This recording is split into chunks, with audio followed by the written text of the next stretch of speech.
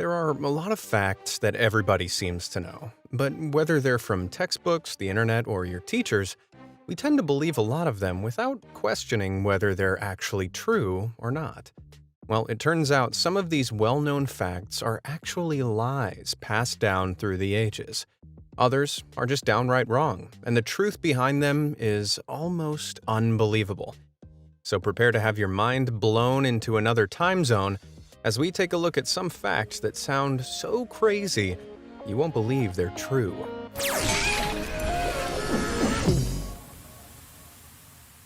The spaghetti singular. Imagine you have a super tasty bowl of spaghetti in front of you. You twirl your fork around and pick up one lone spaghetti noodle. It's just that, right? A single strand of spaghetti? Well, actually, it has a name. It turns out spaghetti, an Italian word, is the plural noun for all those strings of pasta.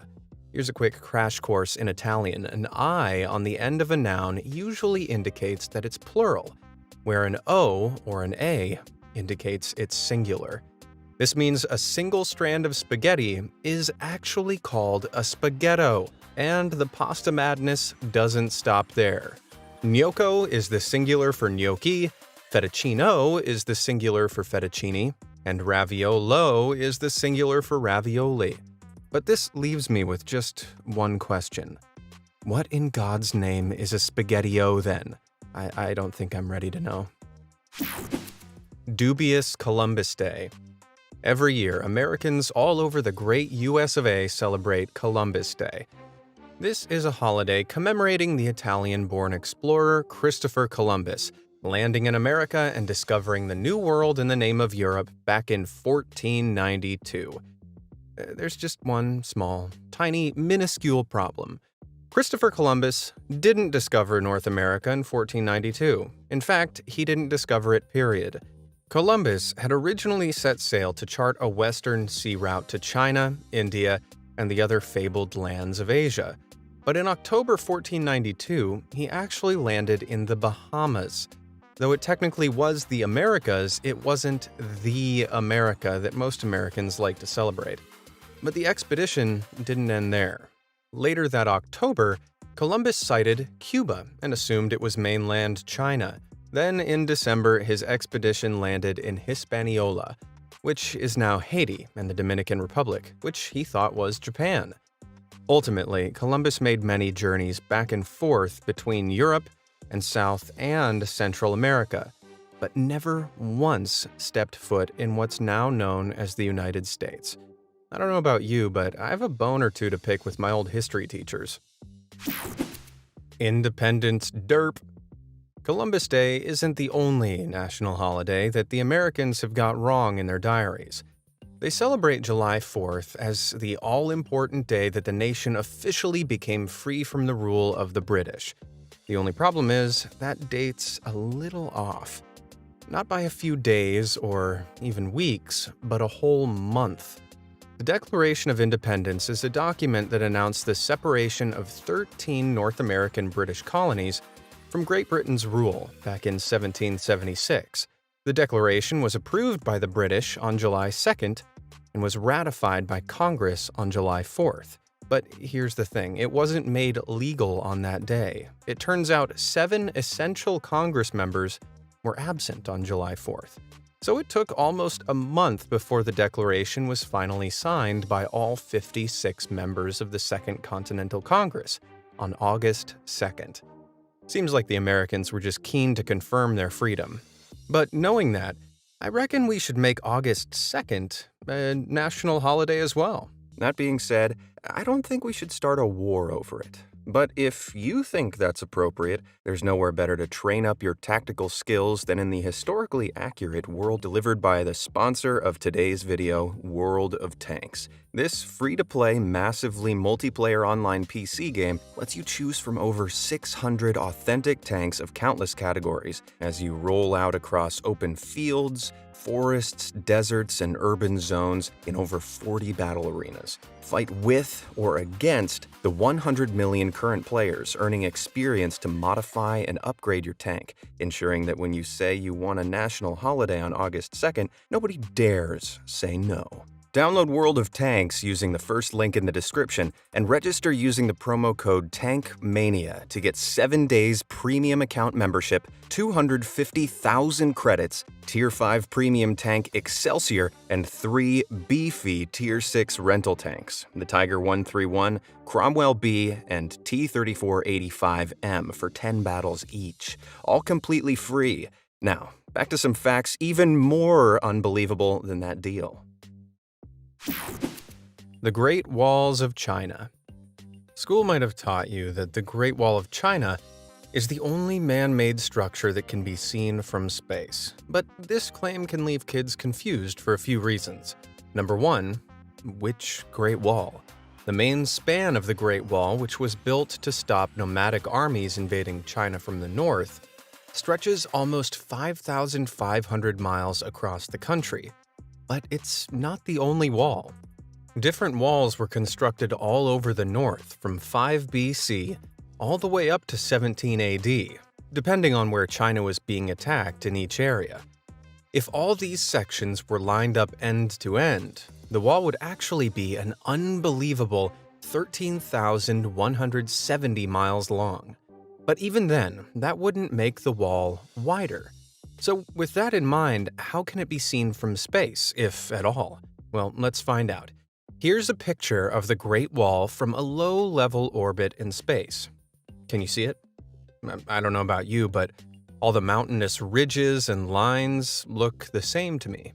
Thankfully, NASA kindly pointed out some key sections here. While if you can kind of make it out, it's not exactly the massive monument I imagined when my teacher told me you could see it from space. Hilarious human priorities. We all know that it was one small step for man and one giant leap for mankind when Neil Armstrong first set foot on the moon back in 1969. But while humanity was busy proving its space-age prowess, people back on Earth were still carrying their luggage around by handles like Neanderthals. It wasn't until 3 years later in 1972 that someone thought to put wheels on suitcases, and the very first patent for wheeled luggage was filed. Good to see humanity has its priorities in the right order. As unbelievable as it sounds, there's a good reason it was done this way round. The space race of the 1960s forced a lot of innovation in the space industry, while long-haul travel wasn't as common back then. Still, I find it pretty astonishing that man went to the moon before he thought to put tiny wheels on suitcases. You know what else I find astonishing? The fact that you haven't hit those like and subscribe buttons yet, and that's no lie. Go ahead and hit them up for even more amazing, fact-filled content every week. Great, now where were we? Clouds weigh a ton. As light and fluffy as they look floating up in the sky, clouds aren't as weightless as they appear. Clouds are created when water vapor condenses into tiny droplets on particles, like dust or sea salt floating in the air. All clouds are made up of a bundle of these droplets, but are still light enough to defy gravity and stay in the air. Now, researchers have calculated that the average cumulus cloud, the big white fluffy ones you see on a sunny day, are approximately 1 kilometer across. They're also about as tall as they are wide, meaning they have a volume of around 1 billion cubic meters. They've also established that there's roughly 0.5 grams of water droplets per cubic meter of cloud. That may not sound like much, but when it's all added up, that means these clouds are a staggering 500,000 kilograms, or roughly 1.1 million pounds. For perspective, that's about the same as 100 African elephants. Anyone else suddenly very aware of how many clouds are floating above them right now? body odor oddness.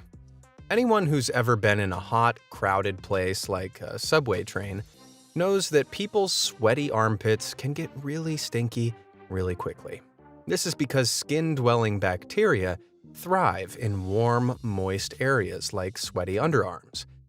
As they encounter your sweat, they break down a sweat-specific protein produced by a gene called ABCC11. It's this protein, which is broken down into smelly products called thioalcohols by the bacteria, that causes the nauseating stench of body odor. While decent people solve this nose-pinching problem with a few sprays of deodorant, most Koreans don't need to. That's because even though they produce sweat, around 99% of the Korean population has a non-functional ABCC11 gene. So they don't produce that all-important protein and, in turn, don't smell compared to the rest of the world. Scientists believe that being stinky was evolutionarily selected against around areas of East Asia thousands of years ago, meaning that while stinky people died alone, fresh-smelling individuals passed the genes onto their children. Man, this makes me wish I'd been born Korean. I'd save so much money on deodorant, and I'd probably have a girlfriend. Crazy combat dolphins. You might know that the military regularly uses animals, like dogs, to help them detect and dispose of bombs thanks to their superior olfactory abilities. This is handy for operations on land, but what about operations out at sea? Well, it turns out that navies around the world have been working with specially trained sea dogs. And no, I don't mean dogs wearing water wings. Since the 1960s, before underwater drones became a major military tool, dolphins were trained to carry radars, detect mines, and search for underwater enemies. Over in Soviet-era Russia, though, dolphins weren't just tools, they were weapons, trained by experts to attack enemy divers and even warships. While this sounds like some insane conspiracy theory, there's financial proof that it's all real. Back in 2007, the U.S. military spent a whopping $14 million on marine mammal research, while training as many as 75 dolphins. These sea creature commandos were so good at their jobs that it's believed dolphins have saved more lives in open waters than human lifesavers, thanks to their bomb-detecting abilities. Wow, give that sea dog a bone. Bananas don't grow on trees. Looking at the massive leaves and branches that bananas grow on, which can reach a staggering 30 feet high, you might be forgiven for thinking that bananas grow on trees, right? Wrong. But if that's not a tree, what else could it be? Maybe some kind of massive palm, or perhaps it's some sort of huge bush. Well, brace yourself, because the banana plant is actually an herb. That's right, bananas grow on the largest herbaceous flowering plants in the world. Though their brown bases make you think they have tree trunks, these are actually pseudostems made up from a series of tightly packed leaves. But wait a minute, if this isn't a tree, then what kind of fruit does that make a regular banana? Oh boy, do I have news for you. Bananas are berries. You might think that all berries are easy to identify thanks to their names, like strawberries, raspberries, and blackberries. But here's the kicker. The word berry is actually a botanical term, not an English one. And according to the laws of botany, a berry has 3 distinct fleshy layers: the exocarp, or outer skin, the mesocarp, or fleshy middle, and the endocarp, aka the innermost part, which holds the seeds.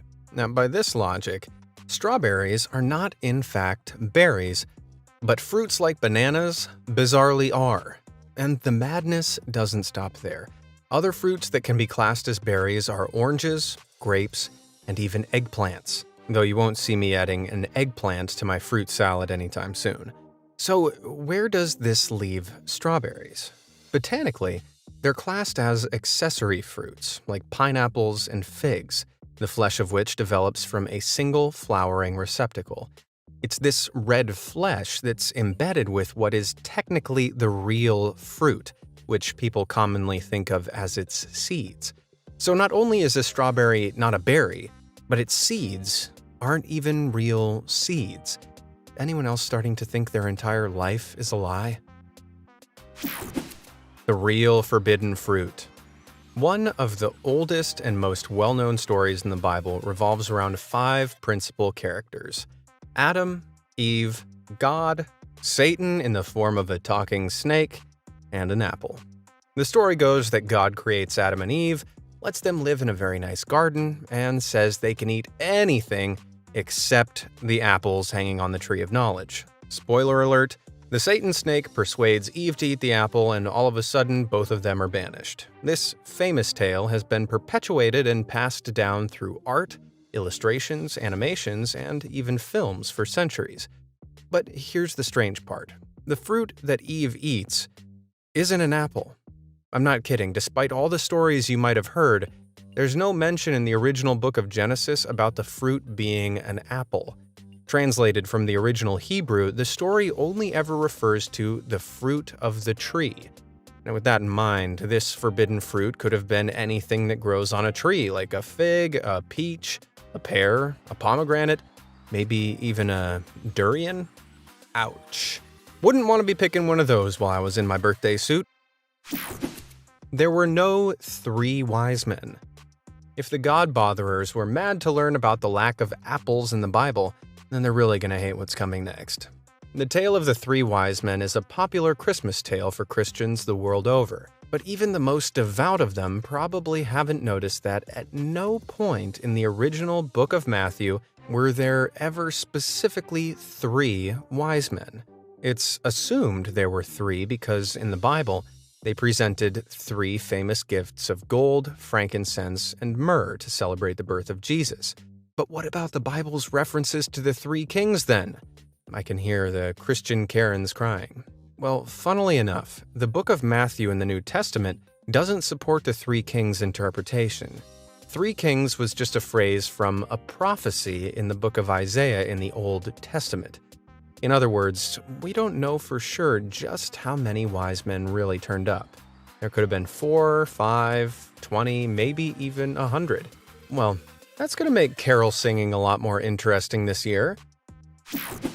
Taking the pith. We all know that watermelons are green on the outside and deliciously red on the inside. But what you might not know is that they didn't always look this way. Around 1645, Italian artist Giovanni Stanchi painted this collection of fruits. He used peaches, pears, and even a few squash. But hang on, what is that freakishly fleshed fruit down in the corner? That, my friends, is actually a watermelon. You might be thinking that this is just an unusually unripe melon, but the black seeds indicate this fruit was perfectly ripe at the time it was painted. So, what's going on here? For hundreds of years, humans have selectively bred and cultivated watermelons to yield more delicious fruit and less of the bitter, seed-strong pith.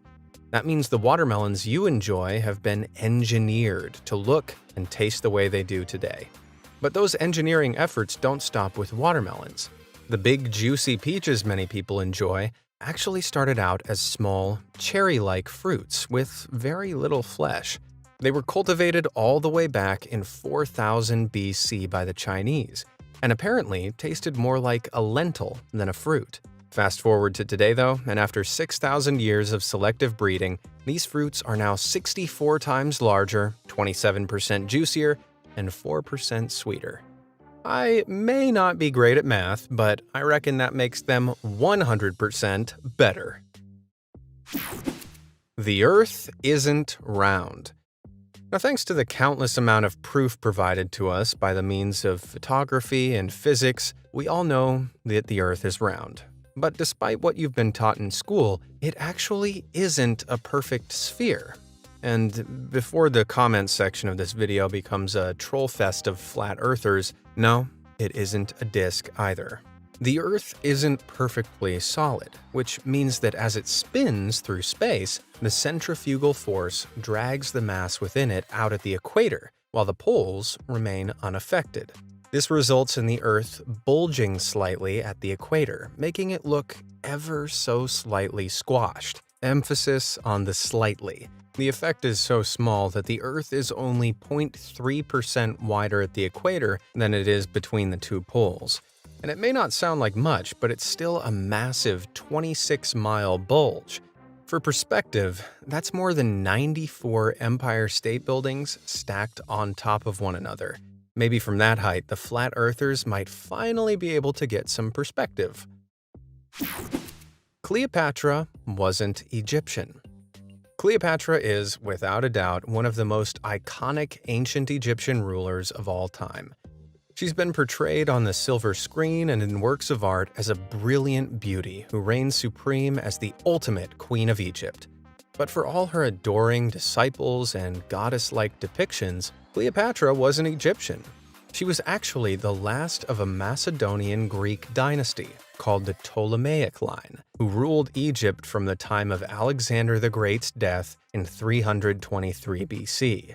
But not being ethnically Egyptian was the least of Cleopatra's problems. Like many royal families of the time, the Ptolemaic line often married within the family to keep their bloodlines pure. It was such a prevalent practice that researchers believe Cleopatra's parents were probably brother and sister. Ugh. Well, if a non-Egyptian woman who's a product of incest can become a supreme queen of Egypt, I guess anyone can achieve anything. The Cookie Monster's real name. Learning the alphabet was pretty boring when you were a kid. A is for apple, B is for ball, but C is for cookie, which most of us learned from a world-famous Muppet called the Cookie Monster. But in a somewhat disturbing twist, it turns out that Cookie Monster isn't this Muppet's real name. During a 2004 interview with Frank Oz, who does the voice of Miss Piggy and Fozzie Bear, he revealed that before eating his first cookie, the Cookie Monster had a different name. And that name was Sid. Just Sid. Not Sid Cookie, not Sydney Snacks, just Sid. A little bit anticlimactic if you ask me. A few years later, the Muppet cast made the name canon when, in 2007, the Cookie Monster sang, "The First Time Me Eat Cookie." In fact, back then, me think me name was Sid. Yeah. Yep, you heard this childhood-shattering truth straight from the Cookie Monster's, or should I say, Sid's, mouth. Mammoth monuments. Woolly mammoths are a now extinct species of pachyderm that flourished in the Ice Age of the Pleistocene epoch, nearly 5 million years ago. Without knowing any better, a lot of people assume these elephant cousins were only alive during the super cold Neanderthal period of human evolution. But that's not strictly true. While mammoths died out due to climate change and hunting about 10,000 years ago, the very last of them only went extinct around 1650 BC, just 3,600 years ago. And here's the mega mind-blowing part. That's about 1,000 years after the Great Pyramids of Egypt were built. That's right, the ancient Egyptians and woolly mammoths existed at the same time in history. You know, it's lucky they didn't exist in the same place as well. Otherwise, the mighty mammoths might have been roped into helping build the pyramids. Bubble wrap rooms. There's nothing on Earth more satisfying than popping bubble wrap. But as fun as the protective stuff is to pop, it wasn't originally designed to be a prominent packaging material. Back in 1957, inventors Alfred Fielding and Mark Chavan were trying to create a new kind of textured wallpaper that was all the rage at the time. Initially, they put 2 pieces of plastic shower curtain through a heat sealing machine, but they were left disappointed by the final, flimsy sheet of film dotted with trapped air bubbles. They were under no illusion that no one would want to paste this on their walls, so they patented the process and began thinking of other uses for their invention. They improved its design and remarketed it as greenhouse insulation, though it didn't make waves in that market either. After that, they finally discovered bubble wrap's true calling in the protective packaging industry. These days, around 240,000 miles of bubble wrap is made and used every single year. That's enough to loop around the Earth 10 times over. Pretty incredible to think this idea was once destined to become the world's ugliest wallpaper. Snail chops. Anyone who looks at a garden snail can point out its features, like its shell and its eyes, but where exactly is its mouth? Is it here, or maybe even here? Well, it's actually here, located on its slimy underside. While it may not look like it, a snail's mouth is made up of a tiny jaw and a flexible band underneath that contains around 14,000 microscopic teeth called the radula. The jaw cuts off larger pieces of food, like leaves, which is then scraped down by the radula as it acts like a teeny tiny cheese grater. But not all snail mouths look the same. Mystery snails, for example, are aquatic gastropods, whose radula is located on a flexible structure that moves in and out of their mouths as they scavenge. This allows them to munch on organic matter while also using their mouth to remain suctioned to the surface they're stuck on. And I thought those cheese grater teeth were horrifying enough when they weren't moving. Mice can grow human body parts. When organ transplants became increasingly successful back in the 1980s, the demand for them skyrocketed, and a huge problem suddenly hit the medical community. The need for organs was much, much greater than the number of organs available, leaving them with a terrifying shortage. So in 1997, surgeons and engineers began experimenting with whether or not human body parts could be grown, not in a lab, but on animals. The experiment was a success, as proven by the Vacanti mouse, a rodent with a human ear growing on its back. Surgeons achieved this by creating a small scaffold, which they inserted under the mouse's skin. They then injected cartilage cells, which grew around the scaffold, creating the shape of an ear. Amazingly, the cells thrived, resulting in a lab-grown human ear that helped prove extensive tissue regeneration in living subjects was possible. It's this essential scientific discovery that's allowed doctors to regrow cartilage-based features in humans, like this ear grown on a veteran soldier's forearm after he lost it defending his country. Once fully grown on a part of the body that receives good blood flow, the ear can be safely transplanted onto the side of the head without much risk. And to think this amazing breakthrough was thanks, in part, to a brave little mouse. This isn't a sonic boom. If you've ever been lucky enough to witness an aircraft going supersonic, you'll know the only thing more impressive than the sound is the sight.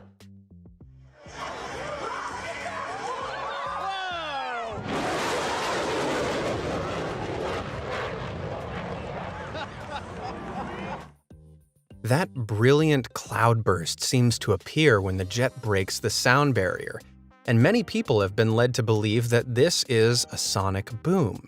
But it's not, or at least not quite. These little conical clouds are called vapor cones, a physical effect that takes place as something approaches the speed of sound. But it's not the sonic boom itself. As the aircraft approaches the speed of sound, which is a breakneck 767 miles per hour, shockwaves form around the aircraft. This causes a discontinuity in the local air pressure and temperature, forcing the air to lose its capacity to hold water, and condensation forms, creating the vapor cone. But just to make things more complicated, vapor cones appear most prominently in a state of transonic flight. This is where some of the air around the aircraft is flowing above the speed of sound and some of it below. So the aircraft isn't necessarily traveling at the speed of sound, but the air flowing over the wings is. On top of that, the climactic conditions have to be just right, where there's plenty of moist, warm air. This is why some sonic booms like this don't have that iconic vapor cone.